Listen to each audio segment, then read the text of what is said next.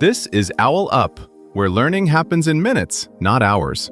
For a deeper journey, explore all our courses at owlup.co. Now, let's dive in.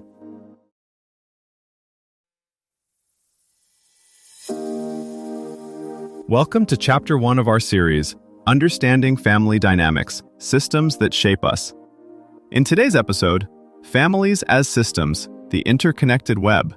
We'll explore the fundamental principles of family systems theory and how these concepts can help us understand our own family dynamics. So, let's dive in. Right now, somewhere, a teenager just got into serious trouble, and the most effective treatment may not be for them at all, but for their entire family. So why do we keep trying to fix individuals when the real action is in the invisible web connecting everyone at home? If that invisible web is so powerful, here's the twist. It can quietly work against what you say you want as a family. You might tell a child, "Speak up more," yet interrupt them whenever conflict rises. You may insist on less drama, while everyone tiptoes around one person's anger like cooks working around a hot pan, never touching the real heat. Family systems theory helps name these hidden patterns. Who gets to express big feelings? Who smooths things over? Who absorbs blame? Who disappears when tension grows? Neuroscience and developmental research now back this up. Kids' stress hormones, attention, and emotion regulation all shift depending on how the whole system responds, not just on their own coping skills. In other words, the family's recurring dance steps often matter more than any one dancer's effort. Here's where it gets practical. Researchers studying real families don't just look at who's struggling, they map what happens before, during, and after tense moments. Who speaks first? Who retreats? Who jokes to change the subject? Over thousands of such micro-moments, families form stable loops, like well-worn shortcuts in a neighborhood, so automatic that no one notices them. That's why therapies like MST and FFT don't wait for insight alone. They deliberately disrupt these loops in daily life. Who drives to court? Who handles school calls? Who sets curfew? Who backs the rule with action? If you zoom in on those micro moments, you'll notice they're not random. They tend to follow a few predictable templates. One big idea from systems thinking is feedback. Some patterns keep things going in the same direction, others push toward change. Take a common loop. A child's grades slip, a parent tightens control, the child resists more, the parent doubles down. Each person is responding logically to the moment, but together they create a cycle that amplifies the very problem everyone hates. That's a reinforcing loop. By contrast, a balancing loop kicks in when someone does something that steadies the system, like a sibling cracking a joke when voices rise, or a grandparent calling right when a blow-up seems inevitable. These loops are shaped by boundaries and roles. Boundaries are the lines, spoken or unspoken, about who is in on decisions, emotions, and responsibilities. In some homes, kids are shielded from any adult stress. In others, they're treated like mini-therapists or co-parents. Roles grow around those boundaries: the fixer, the peacemaker, the rebel, the quiet one. Over time, people can get locked into these positions even when they no longer fit. Hierarchy adds another layer. Who actually has power and who functions like they do? On paper, adults lead. In practice, a child's anxiety, substance use, or anger might silently set the schedule, the tone at dinner, even where the family lives.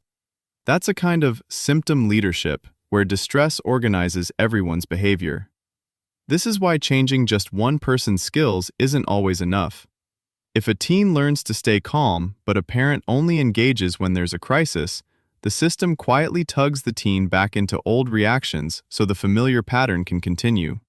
Shifts stick better when at least two parts of the loop move together. Say, a parent changes how they respond to backtalk at the same time the teen practices new ways to disagree. Think of a weather system. A single gust matters less than how temperature, pressure, and moisture interact. Likewise, in families, it's the interaction among boundaries, roles, and hierarchy that predicts whether stress turns into a brief storm or a season. Think of a pressure cooker on a stove. You don't just watch the steam, you watch the flame, the lid, the release valve.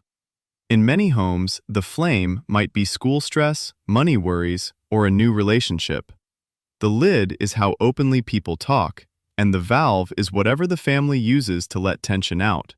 Arguing, silence, humor, sudden, I'm fine cleanup sprees. Here's how this can play out. A child starts staying in their room more. One parent knocks often, trying to connect. The other gives more space, hoping it's just a phase. Siblings complain that everything is about them now. No one is doing anything absurd or cruel, but together they slowly build a world where the door stays closed and worry grows on both sides of it. Or a different scene. A couple argues, and a child consistently rushes in with jokes or distractions. Over time, the child becomes the unofficial mood manager. Adults may not notice that their relief is also a training ground. The child learns that their own feelings matter less than keeping the room calm. A bold shift is coming. Instead of asking, "Who is the problem?" more services will ask, "What pattern are we all stuck in?" Telesystemic sessions, VR roleplays, and even wearables could flag rising tension like a smoke alarm, prompting families to try new moves sooner. Policies are slowly catching up. Schools, clinics, and workplaces are beginning to see that helping one person means adjusting the whole climate, not just fixing a single, broken part. Conclusion. When you start noticing patterns, the goal isn't to blame the loudest or weakest link, but to get curious about what each reaction is protecting. Often, the raised voice is guarding a fear. The eye roll is shielding shame. Like tuning an instrument with others, small shifts in how you respond can slowly change what the whole group can play together. To go deeper, here are 3 next steps. 1. Grab a big sheet of paper and map your family as a system using a free online genogram tool like GenoPro or the web-based tool at genopro.com. Add patterns you notice, conflict alliances, who goes to whom for support, who withdraws, etc., as you listen again to the episode. 2. Read Chapter 2, Seeing the Family as a System, from Family Therapy, Concepts and Methods by Michael Nichols, and then pick one current family tension and literally trace how it moves through 3 different family members, just like the episode described with feedback loops. 3. Watch Monica McGoldrick's short genogram lecture on YouTube and, this week, ask one older family member 3 specific questions about past conflicts, cutoffs, or big transitions so you can update your map and start spotting multi-generational patterns in your own interconnected web. This was OwlUp, your daily step forward. To keep learning with structured courses and more insights, go to owlup.co. Until tomorrow!